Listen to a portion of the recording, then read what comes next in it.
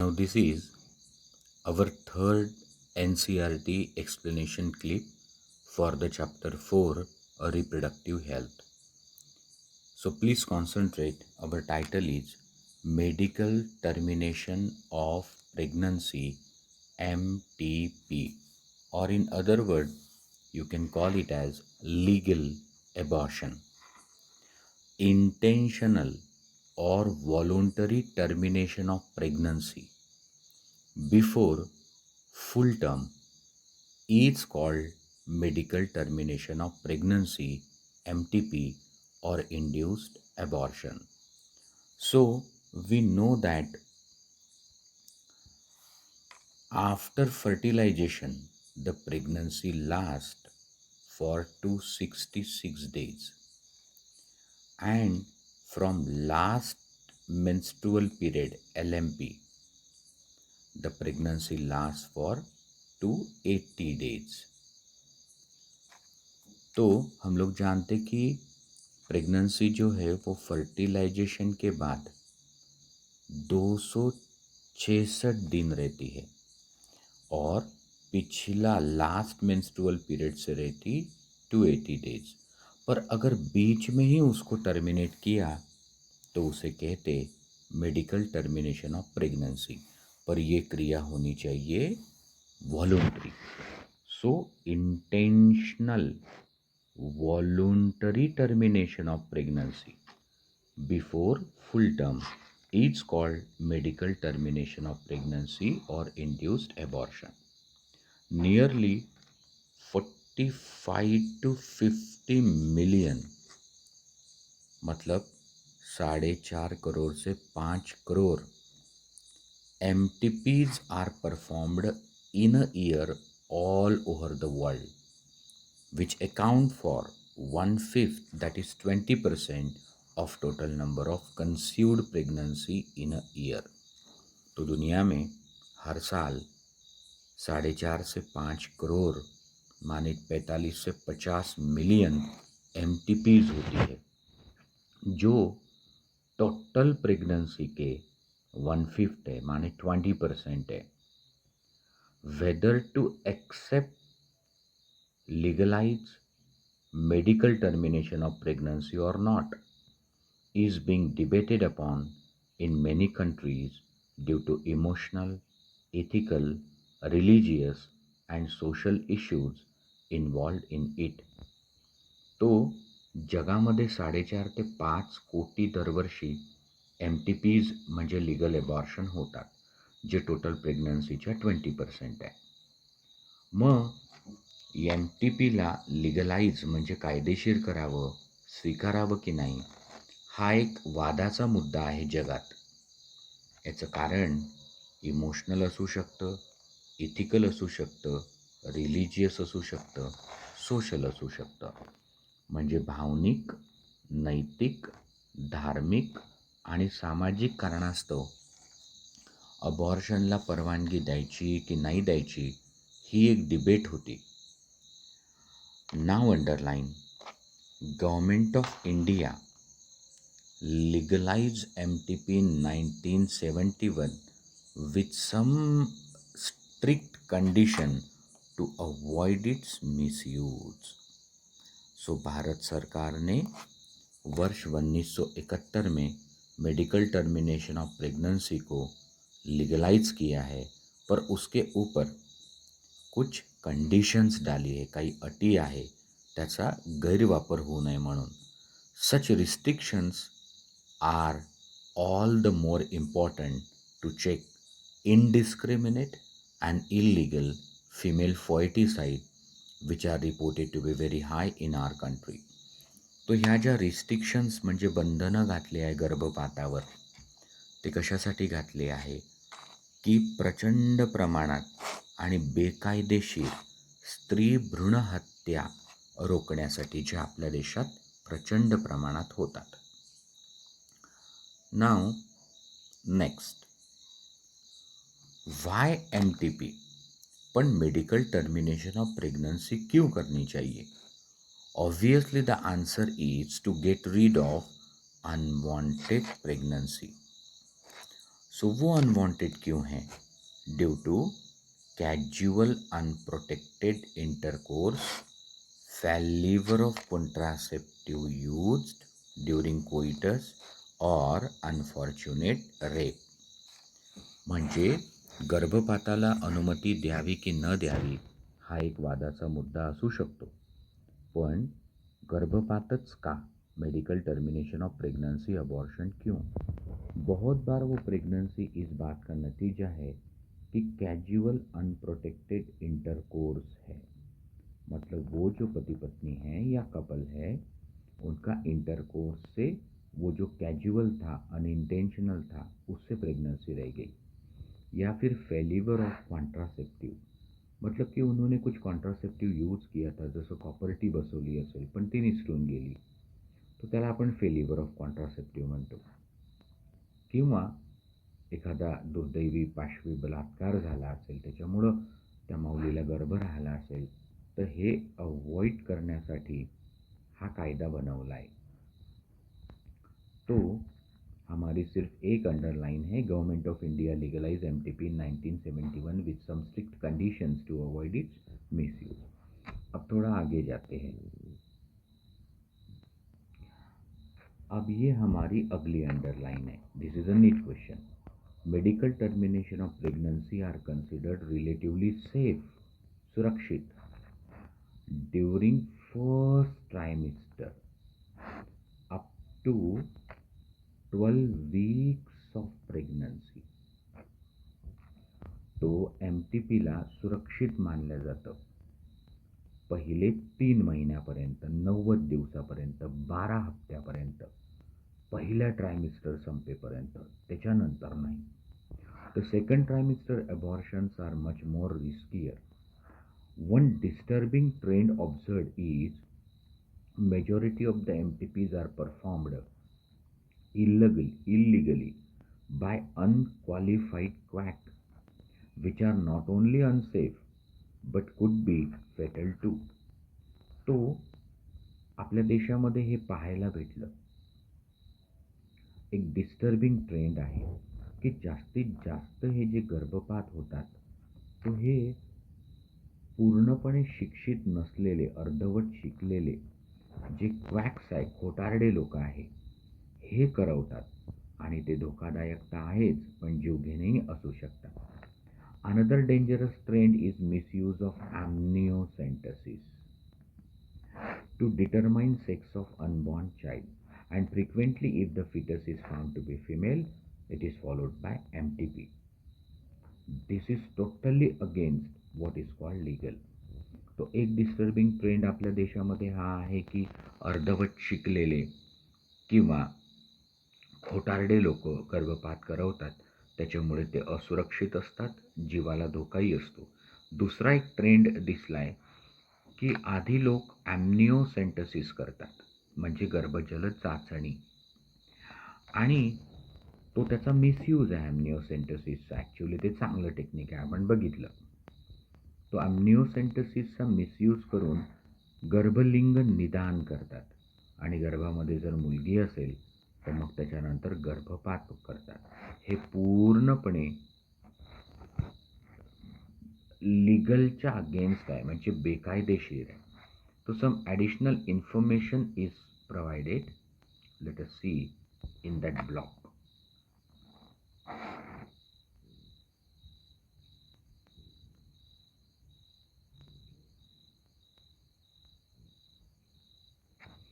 So, Medical Termination of Pregnancy Amendment 2017, so before 3 years, was enacted by Government of India with the intention of reducing incidence of illegal abortion and consequent maternal mortality and morbidity.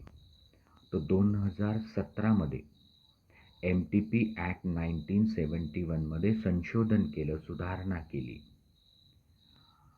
कशासाठी केली आहे? याचा उद्देश होता की illegal अबॉर्शन्स जे होतात आणि माता मृत्यू किंवा मातेला आजार होतात, याकरता त्याच्यात थोडीफार सुधारणा केली.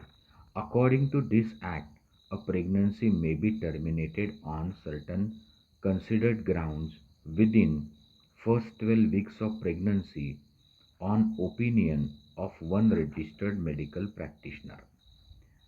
या कायद्यानुसार 1971च्या कायद्यानुसार पहिले 3 महिने किंवा 12 हप्त्यापर्यंत एकच मेडिकल प्रॅक्टिशनर जर सजेस्ट करत असेल की गो फॉर अबॉर्शन तर चालतं.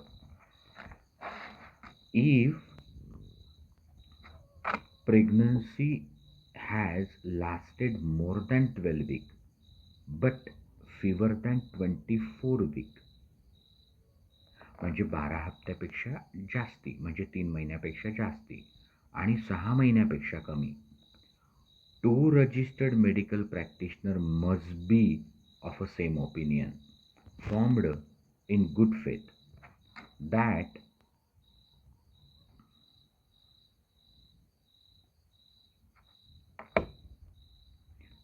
required ground exist. मग 12 हप्ते झाल्यावर जर एखाद्या महिलेला अबॉर्शन करायचं असेल तर 2 डॉक्टरांचं सेम ओपिनियन असलं पाहिजे, तरच ते शक्य आहे, नाही तर नाही. The ground for such termination of pregnancies are म्हणजे त्याचे काय कारणं असू शकतात. The continuation of pregnancy would be involved a risk to life of pregnant lady or a grave injury or physical or mental health, or there is a substantial risk that of the child were born it would suffer from such physical mental abnormality as uh, as to be seriously handicapped. तो याच्यामध्ये असं है कि भले ही हमने कहा है कि पहले 12 हफ्तों तक, बट उसमें अभी संशोधन हुआ है, 6 महीनों तक भी हो सकता, पर कंडिशन ये है कि 2 लोगों का वो ओपिनियन होना चाहिए की आईच्या जीविताला धोका आहे, बाळाच्या जीविताला धोका आहे, तरच किंवा दोघांच्याही जीविताला धोका आहे तर हे शक्य आहे, otherwise no. Now the next part.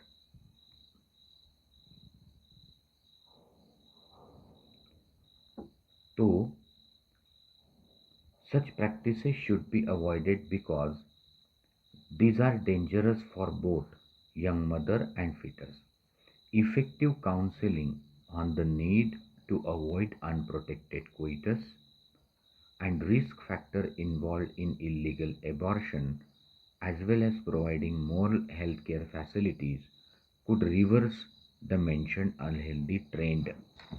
तो effective counselling on the need to avoid unprotected coitus म्हणजे त्या कपलचं काउन्सिलिंग केलं पाहिजे की कोइटस म्हणजे इंटरकोर्स अनअवॉइडेबल असेल तर मग प्रोटेक्टिव्ह डिव्हाइस वापरलं पाहिजे.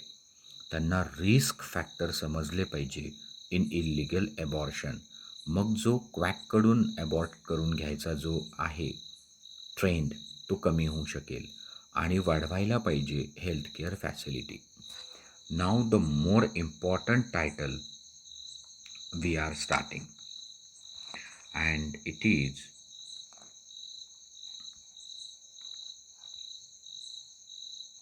STDs, sexually transmitted diseases or sexually transmitted infections. तो आता पहिले एक थोडी इंट्रोडक्शन सांगतो. Those diseases which are transferred from infected person to healthy person via sexual contact are called sexually transmitted infections or sexually transmitted diseases. म्हणजे असे रोग ज्यांचा संसर्ग इन्फेक्टेड व्यक्तीकडून हेल्दी व्यक्तीकडे हा सेक्शुॲलिटीतून होतो त्यांना सेक्शुअली ट्रान्समिटेड इन्फेक्शन्स किंवा सेक्शुअली ट्रान्समिटेड डिसीजेस किंवा व्हेनेरल डिसीजेस किंवा रिप्रोडक्टिव ट्रैक इन्फेक्शंस म्हणतात. अब ऐसे बहुत सारे STI है, मतलब सेक्शुअली ट्रांसमिटेड इन्फेक्शन है. तो 1 gonorrhoea, 2 syphilis, 3 genital herpes, 4 chlamydiasis, 5 genital warts, 6 trichomoniasis, 7 hepatitis B and 8 HIV AIDS. तो sir gonorrhoea, syphilis, genital herpes, chlamydiasis, genital wart, trichomoniasis, hepatitis B, HIV AIDS हे सगळे सेक्शुअली ट्रान्समिटेड इन्फेक्शन्स आहे. पण तुम्हाला काय लक्षात ठेवायचं आहे की याच्यातले जेनाइटल हर्पीस, हेपॅटायटिस बी आणि HIV एड्स हे नॉन क्युरेबल आहेत. म्हणजे ते क्युअर होतच नाही. हा नीट क्वेश्चन आहे. कोणते? जेनाइटल हर्पीस, हेपॅटायटिस बी आणि HIV AIDS. They are non curable. Others, if they are detected early and treated properly, they are 100% curable. फिर आपको ये ध्यान में रखना है कि ये सारे हैं तो सेक्शुअली ट्रांसमिटेड डिसीज, पर हमें तो पता है कि एड्स, हेपेटाइटिस बी, ये डिसीज तो sharing of needle, syringes, medical instrument, blood transfusion, mother to child ऐसे भी ट्रान्समिट होते. तो सर तुम्ही आधी म्हटलं की हे लक्षात ठेवा की genital herpes, HIV AIDS, hepatitis B हे क्युअर होत नाही. हा नीट क्वेश्चन आहे. मग म्हटलं की आहे तर हे सेक्शुअली ट्रान्समिटेड डिसीज किंवा इन्फेक्शन, पण यातले आपल्याला माहिती आहे की हेपॅटायटिस बी आणि एड्स नुसतं काही सेक्शुअली ट्रान्समिशनच नाही दाखवत, तर ते तर ब्लड ट्रान्सफ्युजननेही फैलू शकतं. मेडिकल सिरिंज, निडल्स, इन्स्ट्रुमेंट त्यातनी फैलू शकतं. मदर टू हर चाइल्डही होऊ शकतो. तो याचे बाकीसुद्धा मोड ऑफ ट्रांसमिशन आहे. उसके बाद तीसरी ये बात ध्यान में रखो कि HIV एड्स ये प्राइवेट पार्ट्स को नहीं होता. मतलब सगळे सेक्शुअली ट्रान्समिटेड इन्फेक्शन्स जे असतात they affect the genital organ of male and female. फक्त एड्स हा डिसीज प्रायव्हेट पार्टचा नसून इम्युन सिस्टमचा आहे आणि हेपॅटायटिस बी हा डिसीज लिव्हरचा आहे. मग त्यांना इथे का घेतलं की जर ते प्रायव्हेट पार्टचे नाही तर पण त्याचा फैलावसुद्धा होतो सेक्शुअल ट्रांसमिशनने म्हणून. तो अब हम लोग इनको पढ़ सकते हैं. तो अब ध्यान दो.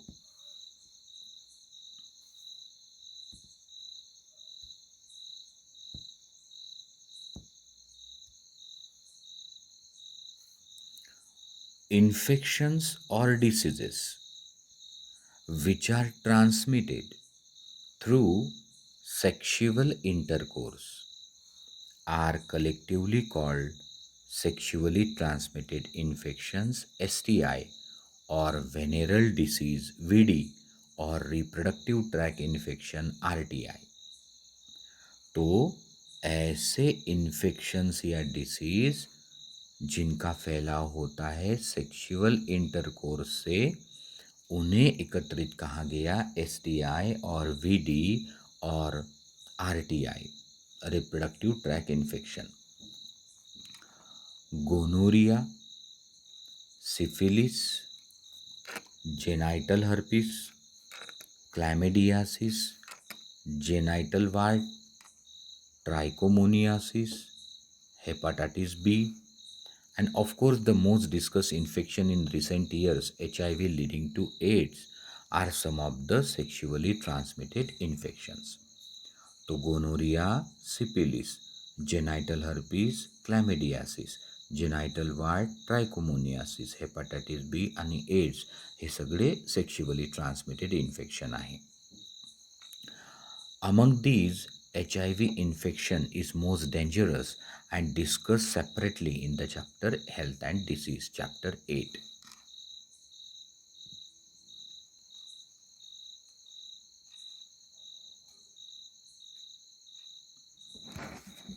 Now concentrate. Some of these infection like hepatitis B and HIV AIDS can also be transmitted by sharing injection needle, surgical instrument, etc. with an infected person.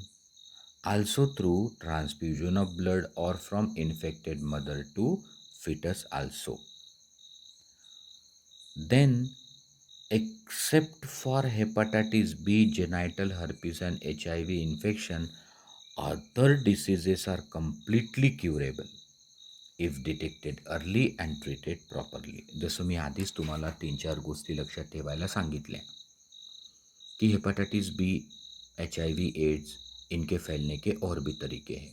फिर कहा जेनाइटल हर्पीस, हेपाटाइटिस बी, HIV एड्स ये non curable है, बाकी पूरी तरह से curable है. So now next, early symptoms of most of the diseases are minor. तो सुरुवातीला या इन्फेक्शनचे जे लक्षणं असतात ते फारच मायनर असतात, म्हणजे लक्षातही येत नाहीत. आणि इन्क्लूड इचिंग म्हणजे खाज सुटणे, fluid discharge, slight pain, swelling in genital region. म्हणजे शुरुआत में जो लक्षण आते हैं वो बहुत माइनर रहते हैं, जैसे itching, fluid discharge, slight pain, swelling etcetera in the genital region. Infected female may often be asymptomatic and hence may remain undetected for long and hence untreated for long. So महिलांमध्ये जे infections असतात तर त्या महिलांमध्ये ते asymptomatic असतात, त्यांनाच कळत नाही, म्हणजे लक्षणं दिसत नाही, म्हणून ते अनडिटेक्टेड आणि अनट्रीटेड राहतात, पण त्याच्याकडनं प्रसार होत राहतो. अब्सेन्स ऑफ सिम्पटम म्हणजे असिम्प्टोमॅटिक और लेस सिग्निफिकंट सिम्पटम म्हणजे minor symptom in early stages of infection. Also social stigma म्हणजे याला आपण इज्जत, इब्रत, स्वाभिमान याच्याशी जोडतो, म्हणून संकोच असतो. Are attach to STI and they deter the infected person from going for timely detection and proper treatment.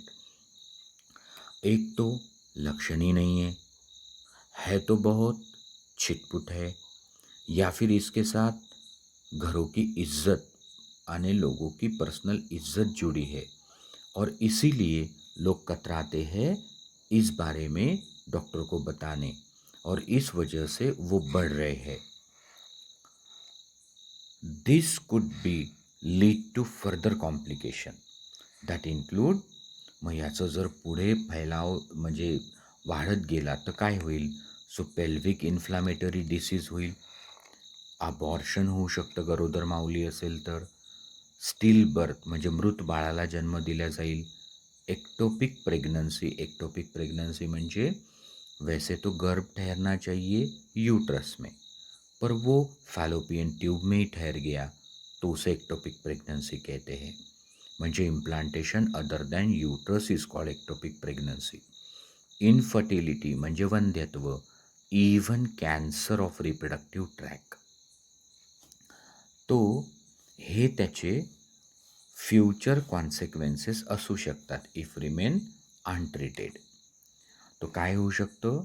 तो सर अनट्रीटेड जर राहिला तर पेल्विक इन्फ्लामेटरी डिसीज होऊ शकतो, abortion, still birth, ectopic pregnancy, infertility, even cancer of reproductive track.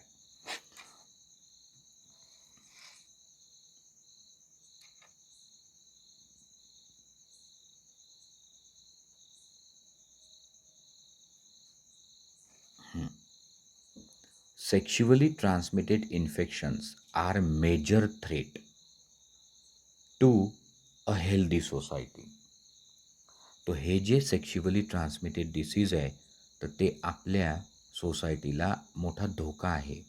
Therefore prevention or early detection म्हणजे होऊच न देणे किंवा लवकर डॉक्टरांकडे जाणं and cure of these diseases are given prime consideration under reproductive health care program.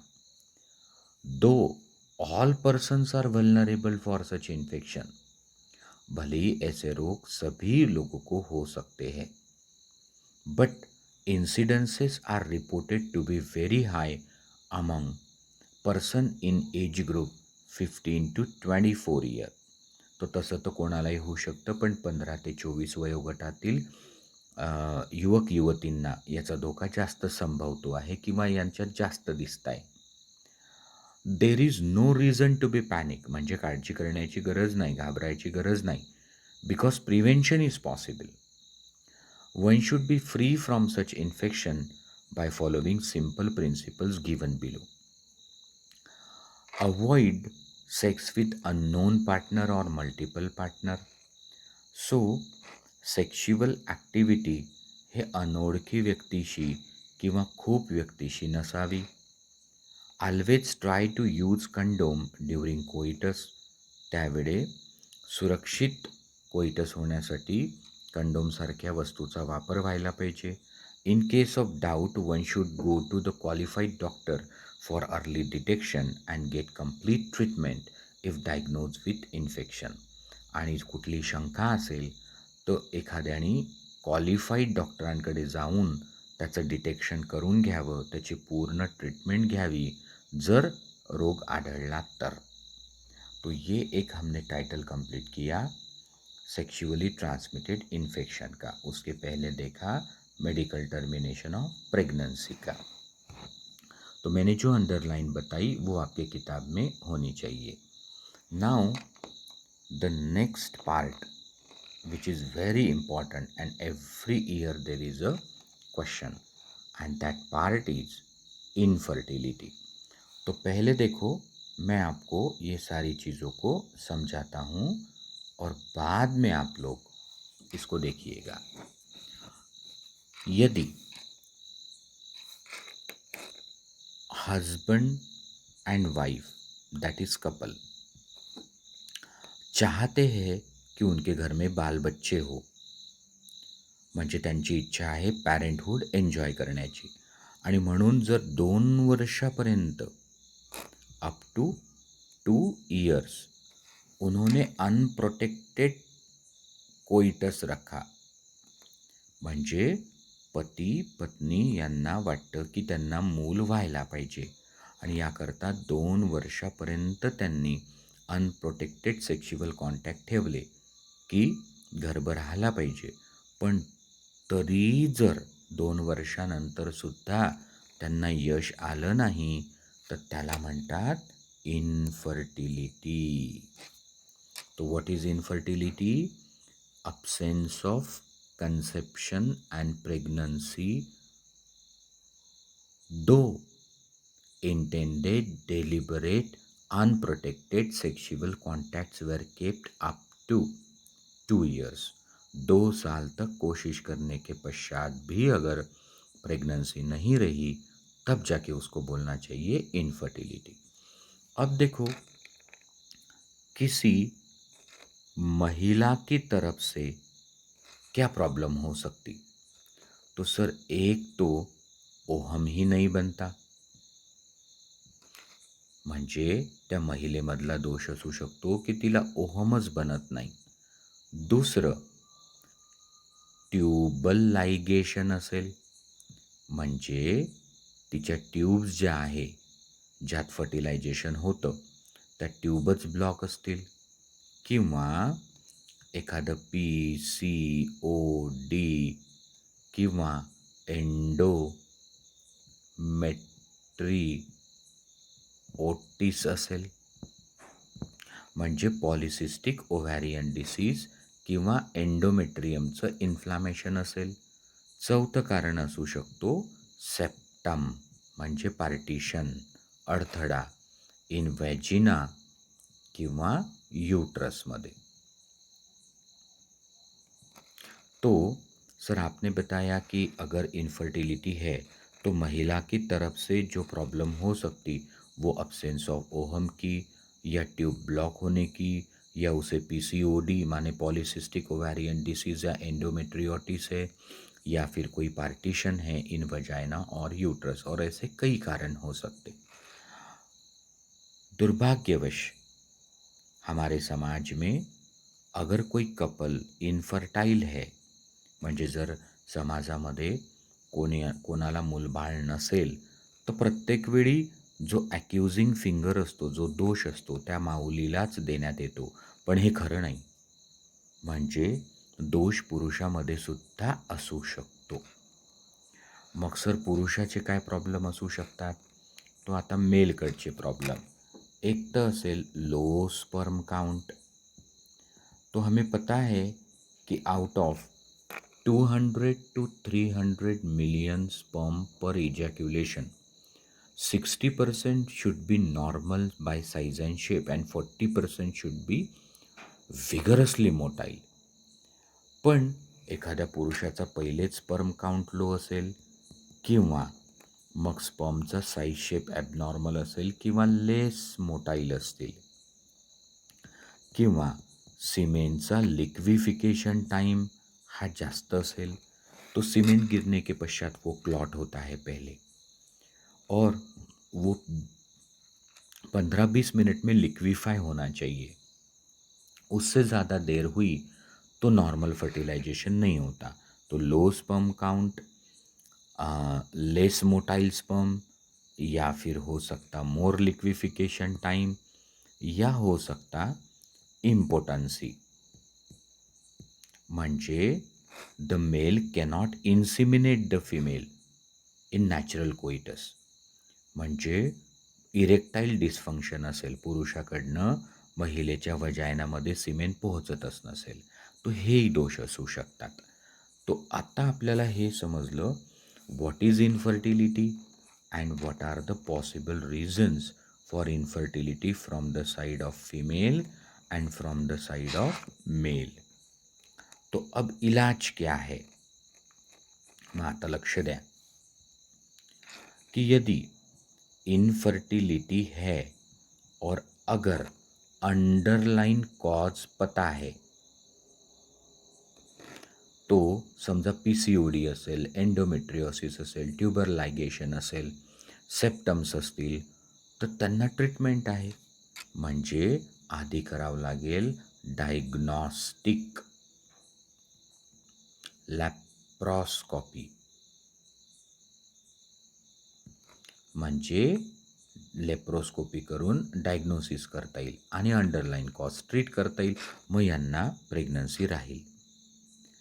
पण जर डायग्नोस्टिक लेप्रोस्कोपी केल्यानंतरही समजा अंडरलाईन कॉज सापडलंच नाही किंवा ट्रीटमेंट होऊ नाही शकली, मग मात्र यांना एकच इलाज आहे, त्यांना मदत घ्यावी लागेल assisted reproductive टेक्निक्सची.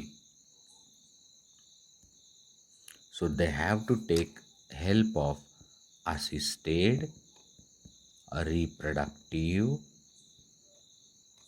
techniques, ART. So what are assisted reproductive techniques and for whom they are meant, we will talk for it. तो बघा, आता समजा अंडरलाईन कॉज अनट्रीटेबल असेल किंवा कॉजच फाईंड नाही झाला, तर मग आता काय होऊ शकतं? तर मी एक्सप्लेन करतो, त्याच्यावर लक्ष ठेवा. तो एक ऑप्शन आहे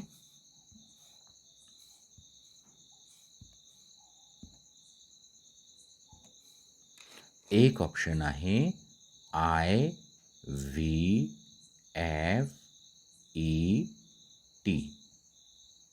आता हा मेन आहे, तुम्ही लक्ष द्या. असिस्टेड रिप्रोडक्टिव्ह टेक्निक मी शिकवतो आहे. तो IVF म्हणजे इन विट्रो फर्टिलायझेशन, ET म्हणजे मग एम्ब्रियो ट्रान्सफर. तो सर इन विट्रो फर्टिलाइजेशन मतलब ये स्त्री और ये पुरुष तो फर्टिलाइजेशन होगा शरीर के बाहर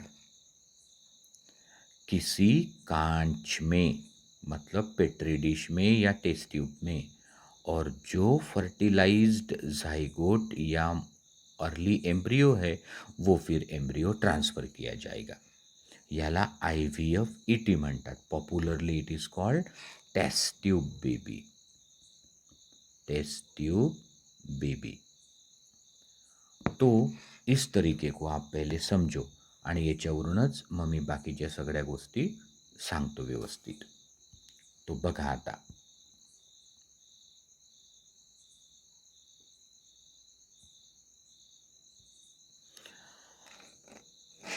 से ही पेट्री डिश आहे आणि याच्यात आर्टिफिशियल मीडियम आहे.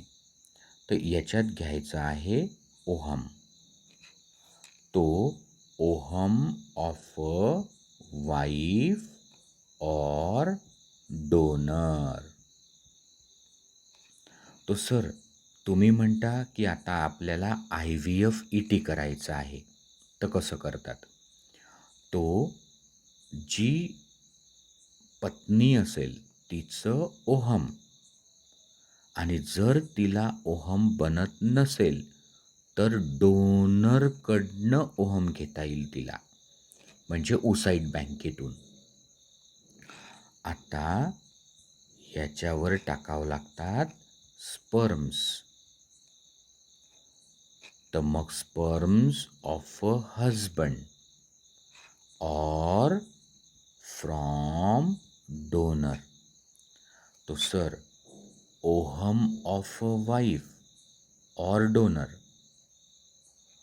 स्पर्म ऑफ अ हजबंड और डोनर. म्हणजे याला जर हजबंडला स्पर्म बनत नसतील तर मग हे घेतले जाऊ शकतात स्पर्म बँकमधून. And they are allowed to fertilise outside the body in a petri dish. और आपको पता है कि after fertilisation there is formation of a diploid zygote. तो आता समजा हा डिप्लॉइड झायगोट आहे, किंवा झायगोट जर समजा त्याच्या सेल डिवाइड झाल्या, तो सिंगल सेल झायगोट, और फिर अगर उसमें हुई डिवीजन तो एम्ब्रियो और zygote. But embryo up to 8 cell stage. Embryo up to 8 cell stage.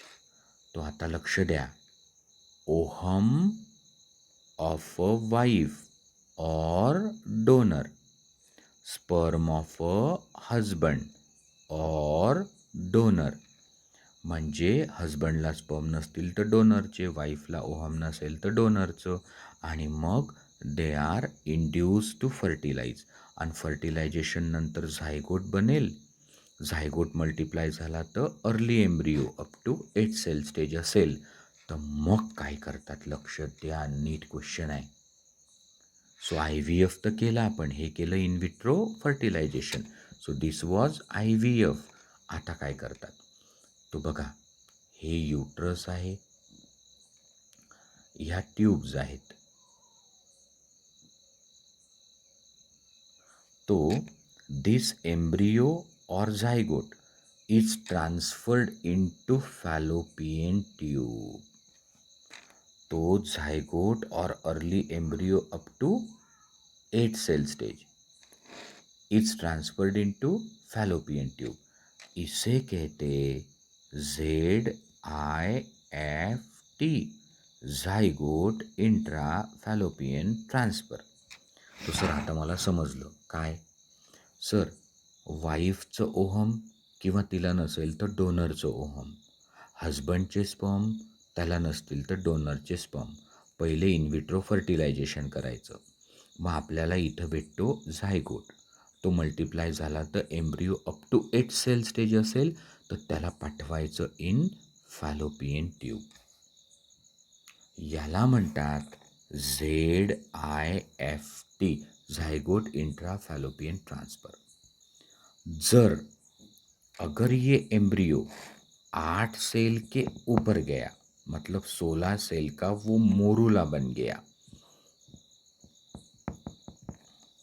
तो अब इसे डायरेक्ट ट्रांसफर करते इन यूट्रस.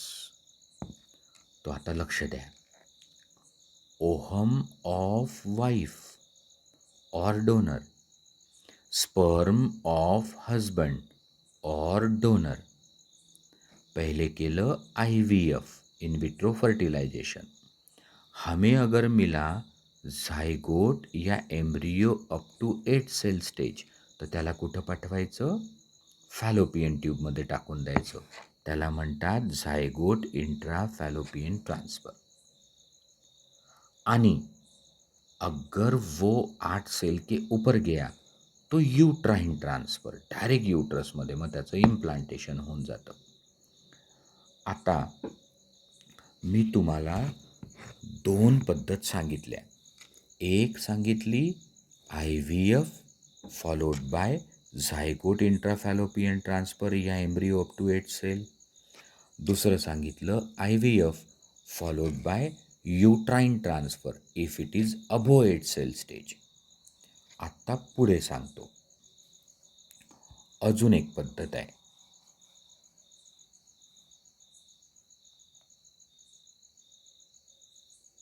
अब ध्यान दो. एक महिला है, उस महिला को ओहम ही नहीं बनता, so no ovum, but she can provide a suitable condition for implantation and embryonic development. तो सर तुम्ही म्हणता की एक महिला आहे, तिला ओहम बनत नाही, पण तिच्याकडं छान युट्रस आहे, इम्प्लांटेशन होऊ शकते, प्रेग्नन्सी आणि गर्भवती वाढवू शकते. मग अशा वेळी काय करायचं? आत्ता लक्ष द्या. डोनर जी महिला असेल तिचं ओहम आणि या महिलेचा जो हस्बंड असेल, तो ये जो महिला है जिसको ओहम नहीं है, तो डोनर से ओहम लिया हमने, और ये जो इस महिला का हस्बैंड है उसके स्पर्म या उसे भी स्पर्म नहीं बनते तो डोनर के स्पर्म. तो अगर ओहम एंड स्पर्म हम लोग फैलोपियन ट्यूब में डाल देते, म्हणजे फर्टिलायझेशन कुठे होणार आहे? महिलेच्या शरीरात. इन विवो, इन विट्रो नाही, इन विवो होईल. तो transfer of ovum from donor, transfer of ovum from donor and sperm of husband or donor into the fallopian tube in a woman who can provide suitable condition. याला म्हणतात gamete intra fallopian transfer. इथं fertilization inside होत असते. आणि याच्या आधी कोणतं पाहिलं होतं? Sir zygote intra fallopian transfer. त्याच्यात काय केलं होतं? तिथं सर आउटसाईड बॉडी फर्टिलायझेशन केलं होतं. तो fertilization was outside the body. तो आता आपल्याला IVF ET समजलं, in vitro fertilization embryo transfer. Embryo transfer कुठं करायची? तर सर झायगोट किंवा early embryo up to 8 cell असला तर फॅलोपियन ट्यूबमध्ये, 8 सेलच्या वर असला तर युट्रसमध्ये. आणि गमिट इंट्राफॅलोपियन ट्रान्सफरमध्ये sir ovum from a donor and sperm from husband or donor are transferred into fallopian tube. याला म्हणतात गमिट इंट्राफॅलोपियन ट्रान्सफर. हा नीट क्वेश्चन आहे. गमिट इंट्राफॅलोपियन ट्रान्सफर किन के लिए रहती? जो ओहम नहीं बना सकती but can provide suitable condition for pregnancy. आता आपण एकदा लिस्ट करू की आपल्याला काय काय टायटल्स आपण बघितले इन्फर्टिलिटी ट्रीटमेंट ARTमध्ये. तो सर एक तो हमने देखा IVFET, दूसरा देखा ZIFT, तिसरा देखा GIFT. आता अजून एक सांगतो की जसं ही वाईफ आणि हा हस्बंड, तो ये पेट्री डिश, इसमें वाइफ का ओहम और हस्बैंड के स्पर्म, या डोनर का ओहम और डोनर के स्पर्म, तो हम लोग इन विट्रो फर्टिलायझेशन करते, IVFET. पण आता मला सांगायचं आहे चौथी पद्धत, ICSI, intracytoplasmic sperm injection. Intra cytoplasmic sperm injection. तो सर इंट्रासायटोप्लाझ्मिक स्पर्म इंजेक्शन काय असतं? तो बघा, वाईफचं ओहम किंवा डोनरचं ओहम घेतलं आणि हस्बंड किंवा डोनरचे स्पर्म आहे, तो समजो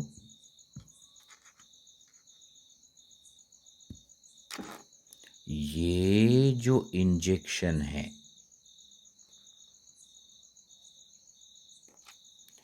तो इस इंजेक्शन के द्वारा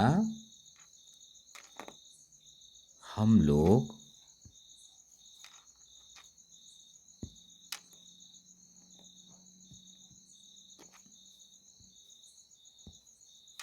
ये हमने इंजेक्शन में लिया स्पर्म, तो डायरेक्टली हम लोग इस स्पर्म को इंजेक्ट कर सकते इनसाइड द ओहम डायरेक्टली. तो this is called ICSI, intracytoplasmic sperm injection. तो आता बघा, मी तुम्हाला काय काय सांगितलं. तो सर पहले आपने बताया IVFET, फिर ZIFT, फिर GIFT, फिर ICSI. तो याचा full form in vitro fertilization embryo transfer, म्हणजे test tube baby. Louise Brown दुनिया की पहली टेस्ट ट्यूब बेबी है 1976. 2 साल बाद हिंदुस्तान ने टेस्ट ट्यूब बेबी बनाई. 2 लोगों ने टेस्ट ट्यूब बेबी बनाने का दावा पेश किया. एक है डॉक्टर इंदिरा हिंदुजा फ्रॉम मुंबई और एक डॉक्टर मुखर्जी है फ्रॉम कोलकाता. तो zygote intrafallopian transfer, गमिट intrafallopian transfer आणि इंट्रासायटोप्लाझ्मिक स्पर्म इंजेक्शन, एवढ्या गोष्टी आपण पाहिल्या. आता आपण पाहू आर्टिफिशियल इन्सिमिनेशन काय असते, इंट्रा युट्राइन इन्सिमिनेशन काय असतं. तो ध्यान दो.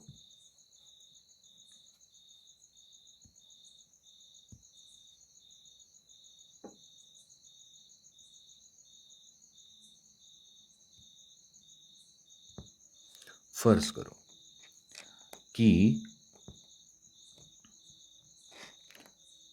ये वाइफ है और हस्बैंड है. अब हस्बैंड का अगर है low sperm count, so low sperm count आहे, तर मग अशा वेळी काय करतात, तो उस हस्बैंड का जो सीमेन है, तो वो सीमेन पैथोलॉजी में वॉश करते और उसमें से सिर्फ हेल्दी स्पर्म यहाँ पर डाले जाते आर्टिफिशियली. तो सर जब कपल में जो इंटरकोर्स होता है, म्हणजे पति पत्नीमध्ये जो संबंध येतो, त्याच्यात पुरुष की तरफ से यहाँ पे पेनिस द्वारा लाए जाते स्पर्म्स, उसे कहते इंसेमिनेशन. पर अब तो ऐसा हुआ कि उस पुरुष के जो स्पर्म काउंट लो था, इसीलिए उसका सीमेन प्रॉपरली वॉश करके उसमें से हेल्दी स्पर्म्स को आर्टिफिशियली उसके वाइफ के वजाइना में डाल दिया गया. This is called AI, artificial insemination. It is a NEET question. हा नीट प्रश्न आहे. तो for low sperm count the treatment is artificial insemination. Sir, असं केल्यापेक्षा म्हणजे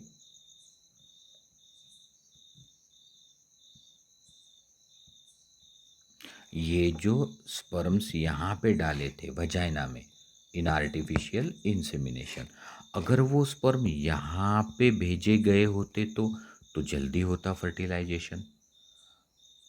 तो artificial transfer of the sperms in uterus is called intra uterine insemination. IUI. तो आत्ता आपण काय काय पाहिलं. तो सर, हमने असिस्टेड रिप्रोडक्टिव टेक्निक्स में ये टर्म्स देखी. एक IVFET, दोन ZIFT, तीन GIFT, चार ICSI, पाच AI, सहा IUI. तो इंट्रा यूट्राइन इंसेमिनेशन,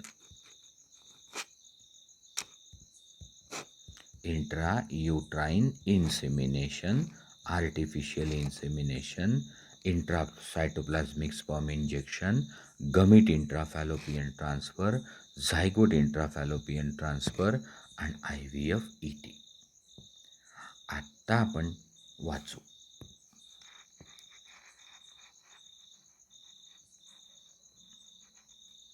ध्यान दो.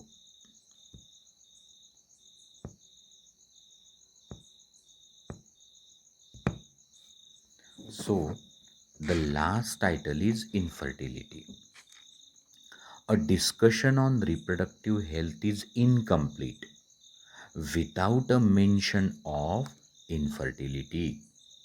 तो रिप्रोडक्टिव हेल्थ का जो डिस्कशन अब तक चल रहा था वो आधा अधूरा रहेगा यदि हम इनफर्टिलिटी की बात ना करें तो. Large number of couple all over the world, including our country, are infertile. That is, they are unable to produce children in spite of. They are unable to produce children in spite of unprotected.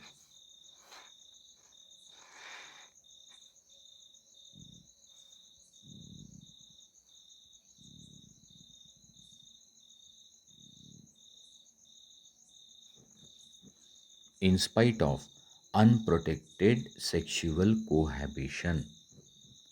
मतलब कोशिश करने के बाद भी अगर pregnancy नहीं रहती तो उसे कहा गया है infertility. The reason for this could be many.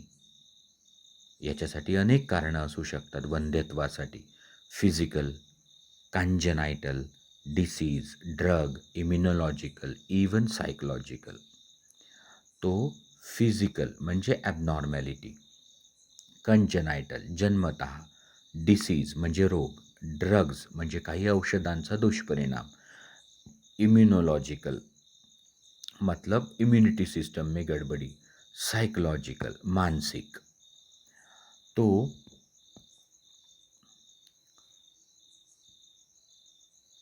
In India often the females are blamed for a couple being childless. म्हणजे एखादं दाम्पत्य जर निपुत्रिक असेल तर त्याचा दोष हा त्या माऊलीवर प्रत्येक वेळा येतो आपल्या देशात. But more often than not the problem lies in male partner also. म्हणजे प्रत्येक वेळा काही स्त्रीच जबाबदार असते असं नाही. A specialized health care unit called infertility clinic could help in diagnosis and corrective treatment of some of this disorder. तो जे स्पेशल हेल्थ केअर सेंटर्स आहे, ज्याला इन्फर्टिलिटी क्लिनिक्स म्हणतात, सो ते मदतगार असतात डायग्नोसिसमध्ये आणि corrective treatment of some of the disorder and enable the couple to have children. तो अगर प्रॉपर डायग्नोसिस होता है, अंडरलाइन कॉज मिल जाता है और करेक्टिव ट्रीटमेंट होती है, तो फिर उन्हें बाल बच्चे हो सकते। अब ध्यान दो, however where such corrections are not possible, the couple could be assisted to have children through certain special technique commonly known as assisted reproductive technologies, ART। जहाँ पर करेक्शन नहीं हुई, मतलब प्रॉपर डायग्नोज नहीं हो सका और प्रॉपर ट्रीटमेंट नहीं हो सकी, वहाँ पर उनको अगर बच्चे चाहिए तो फिर उनको मदद लेनी होगी असिस्टेड रिप्रोडक्टिव टेक्नॉलॉजी की। आत्ता पहा, लक्ष द्या।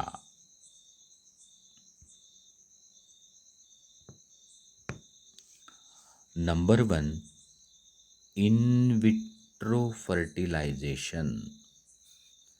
So, fertilization outside the body in almost similar condition as that of inner body. तो in vitro fertilization IVF followed by embryo transfer ET. म्हणून आपण नंबर 1 दिला होता.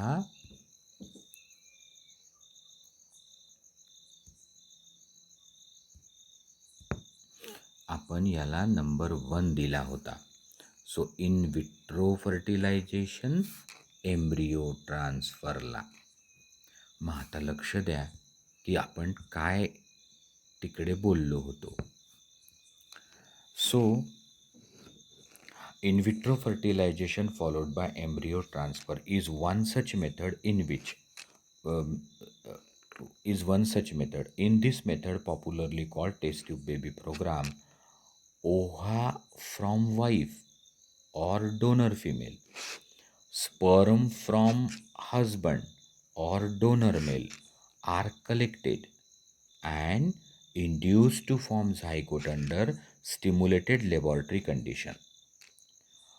Now, the zygote or early embryo with up to 8 blastomer could be transferred into fallopian tube आणि म्हणून त्याला म्हणतात zygote intrafallopian transfer. तो आता हा नीट क्वेश्चन आहे, ही तुमची अंडरलाईन पाहिजे की ovum of a wife or donor female, sperm from husband or donor male are induced to form zygote under laboratory condition. आणि मग झायगोट म्हणजे सिंगल सेल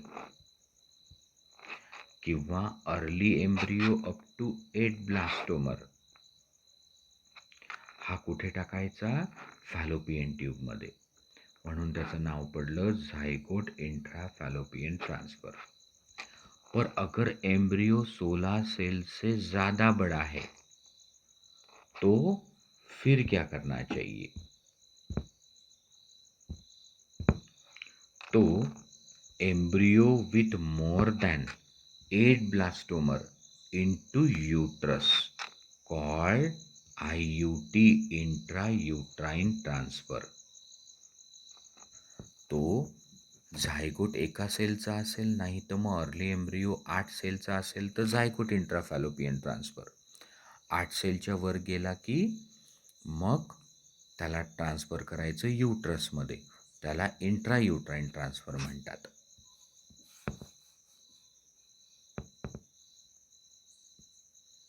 सो ध्यान दो वापस.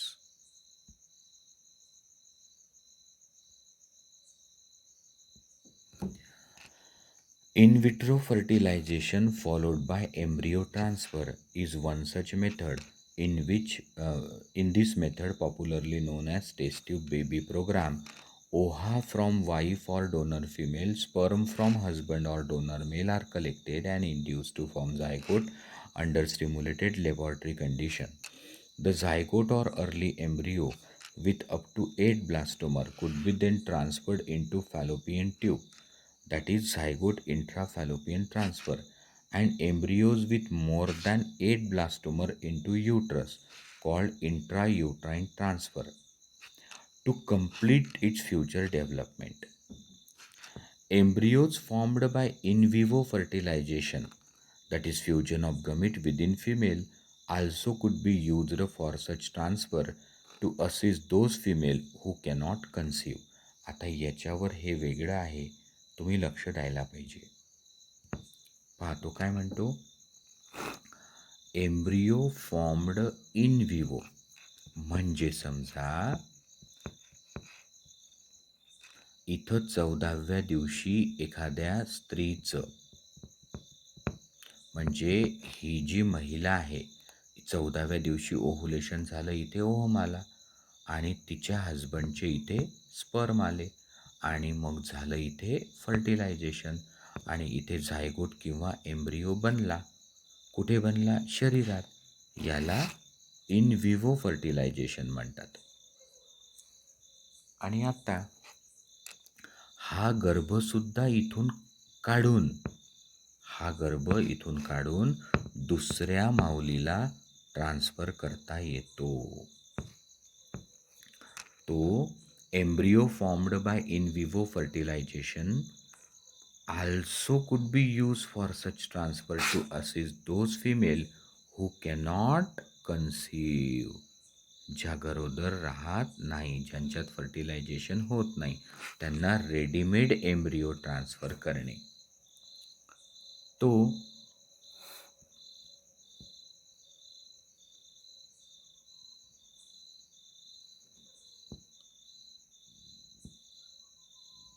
अब उसके आगे देखते.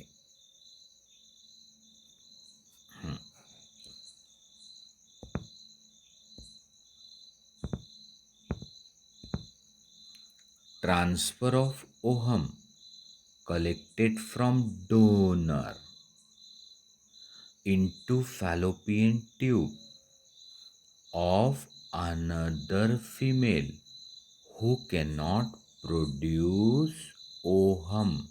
हे जे वन आहे ना, इथं वनच्या ऐवजी पाहिजे ovum. who cannot produce ovum.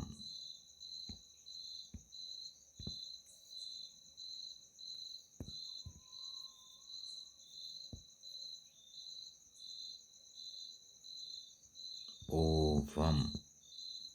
So, transfer of ovum collected from donor in fallopian tube of another female who cannot produce ovum but can provide suitable environment for fertilization and further development is another method attempted, जिला म्हणतात GIFT, गमिट intrafallopian transfer. मग आता बघा, ही एक महिला आहे, हे तिचं युट्रस आहे, ह्या फॅलोपियन ट्यूब्स आहेत.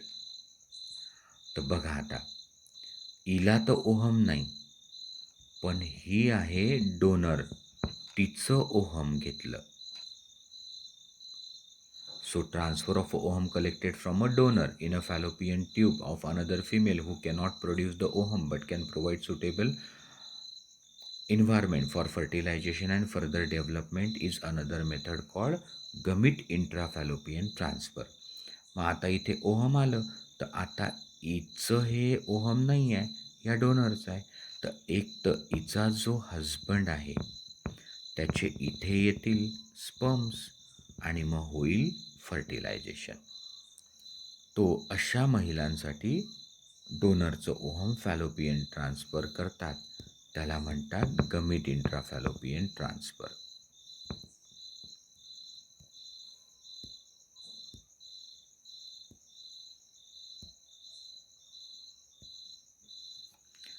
So transfer of ovum collected from donor into fallopian tube of another female who cannot produce ovum but can provide suitable environment for fertilization and further development is another method attempted. आता पुढे पहा, intra cytoplasmic sperm injection ICSI. Intracytoplasmic sperm injection ICSI is another specialized procedure to form embryo in laboratory. तो sir ICSI तुम्ही सांगितलं की एक sperm घेतात आणि तो ओहममध्ये टोचतात सायटोप्लाझममध्ये. तो intracytoplasmic sperm injection ICSI is another specialized procedure to form the embryo in laboratory, in which a sperm is directly injected into the ovum. Infertility cases either due to, आता वेगळं सुरू झालंय, आता लक्ष द्या. Infertility cases either due to inability of a male partner to inseminate the female, म्हणजे पुरुषाकडनं semen जातच नाही व्हजायनामध्ये, or due to low sperm count in the ejaculates could be corrected by artificial insemination AI technique. In this technique, the semen collected either from husband or healthy donor is artificially introduced either in vagina or into uterus. आणि युट्रसमध्ये जर semen पाठवलं तर मग इंट्रायुट्राइन insemination. तो एकदा पुन्हा पहा.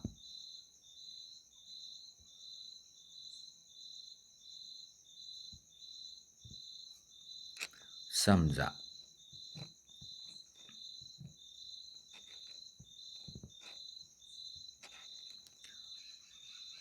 इथे जर सिमेंट ट्रान्सफर केलं, एक तर हिच्या हजबंडचं नाही तर हेल्दी डोनरचं, तर त्याला म्हणतात आर्टिफिशियल इन्सेमिनेशन.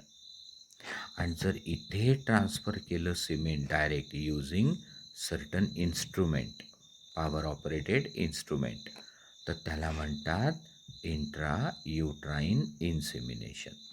तो आर्टिफिशियल इन्सेमिनेशन कुठं केलं जातं? व्हजायनामध्ये. इंट्रायुट्राइन इन्सेमिनेशन कुठं केलं जातं? युट्रसमध्ये.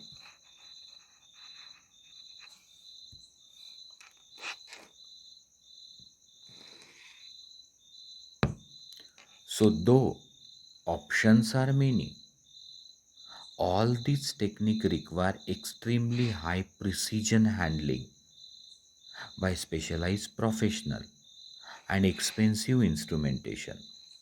So जरी अनेक ऑप्शंस आहेत, भले ही अनेक विकल्प है, बट ये सारे तकनीक जो है उसके लिए एक्सट्रीमली हाई प्रिसीजन चाहिए हैंडलिंग में, और प्रोफेशनल एक्सपर्ट चाहिए, और ये सारा एक्सपेंसिव होता है. Therefore this facilities are presently available only in few centres of the country. तो ये सुविधा गिने चुने जगहों पर ही हमारे देश में है.